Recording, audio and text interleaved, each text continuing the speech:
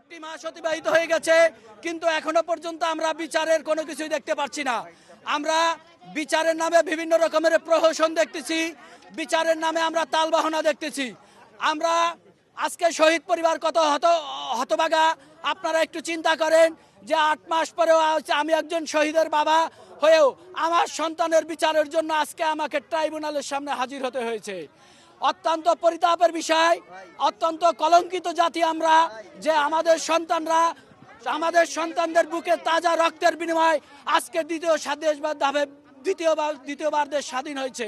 অথচ আজকে যারা এই ক্ষমতার মসনদে বসে আছে, আপনারা যারা এই প্রধান উপদেষ্টা আছে, যারা সরকারের বিভিন্ন ঊর্ধ্বতন মহলে আছে, তারা আজকে আমরা যদি মনে করি যে আমাদের স্বরাষ্ট্র উপদেষ্টা আমাদেরকে নিয়ে বহুতবার স্বরাষ্ট্র মন্ত্রণালয়ে বসেছে, কিন্তু আমাদেরকে আইন উপদেষ্টা আমাদের সাথে বসেছে, খোদাবাগ চৌধুরী আমাদের সাথে অনেকবার বসেছে, কিন্তু বিচারের কোনো অগ্রগতি হয় নাই।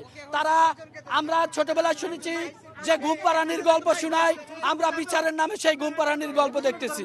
এই বাংলাদেশের মাটিতে আমরা যে শহীদ পরিবার আসলে আমরা শহীদ পরিবার, যেমন আমাদের ছেলেরে আমাদের ভাইয়েরে যেরকম খুন করছে, এরকম খুন আমরা সব শহীদ পরিবারের স্ত্রীরা, শহীদ পরিবারের মায়েরা আমরা যেন এদের মারতে পারি, ইচ্ছা মতো মারতে পারি শেখ খুনি হাসিনারে।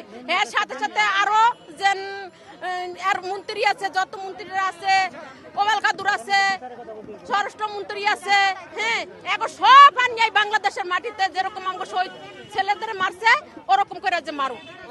আমরা বিচার চাই, ষষ্ঠ বিচার চাই। কি যাতনা বিষে বুঝিবে সে কিসে, বহু ধ্বংসিনে যারে কবু আসিবি সে। মানে আমাদের যে যন্ত্রণাটা অন্য কেউ বুঝবে না।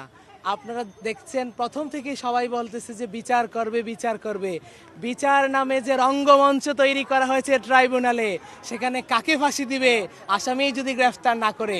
আইজি স্বরাষ্ট্র উপদেষ্টার কাছে গেলে ওনারা বলে, আইজি সাহেব বলে এত তাগাদা দিচ্ছেন কেন, 8 মাস হয়ে গেছে, কয়টা আসামি গ্রেফতার করেছে।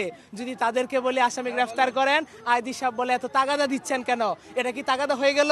আমরা ব্যক্তি স্বরাষ্ট্র উপদেষ্টার প্রতি আক্ষেপ নাই, ব্যক্তি আইজির সাথে আক্ষেপ নাই, ব্যক্তি কমিশনের সাথে আক্ষেপ নাই, আমাদের আক্ষেপ ওই চেয়ারের সাথে। ওই চেয়ারটাই হলো বিচার করার জন্য, আসামি ধরার জন্য। আপনারা দেখেছেন প্রথম থেকেই ট্রাইব্যুনাল থেকে বলা হয়েছিল 6 মাসে বিচার কার্য সম্পূর্ণ হবে, 9 মাসে বিচারের ন্যূনতম কি দেখেছেন আপনারা? তাহলে কি এখানে আমাদের মূলা ঝুলাচ্ছে না? এখানে কি একটা রঙ্গমঞ্চ তৈরি করা হচ্ছে না? তারা বিচার করতেছে না, দুইটা কারণ হতে পারে, হয় স্বজনপ্রীতি, না হয় টাকা খেয়ে নেগোসিয়েশন করেছে। এছাড়া আর কি হতে পারে আপনারা বলেন? ফাঁসির মঞ্চে দাঁড় করাতে হবে এবং সন্ত্রাসী সংগঠন আওয়ামী লীগকে সম্পূর্ণরূপে নিষিদ্ধ করতে হবে। এই বাংলায় আওয়ামী লীগের কোনো ঠাঁই নাই। এর দোসর যারা আছে জাতীয় পার্টি, তারও বিচার করতে হবে। তারা কেন বলে আওয়ামী লীগ জাপা ছাড়া এই বাংলা নির্বাচন হবে না? কিভাবে বলে? এত সাহস তারা কোথায় পায়? এটা জবাব আমরা প্রশাসনের কাছে চাই, বাংলার জনগণের কাছে চাই। আমাদের দাবি একটাই, আওয়ামী লীগ নিষিদ্ধ করতে হবে, খুনি হাসিনাকে বাংলাদেশে এনে ফাঁসির মঞ্চে দাঁড় করাতে হবে। এটাই আমাদের শহীদ পরিবারের একমাত্র দাবি। আমার ছেলের লাশটা পর্যন্ত আমি পাই নাই। আমি এতই করছি যে আমার ছেলের হাঁটিটা পর্যন্ত পাওয়া দাও, এ পর্যন্ত আমার পাওয়া যায়নি। আজকে আমি মা, আজ আমি পথায় ঘুরতেছি, আমার ছেলের বিচার চাই, আমি আমার খবরটা চাইছি, ওদের কাছে আর তো কিছু চাই না।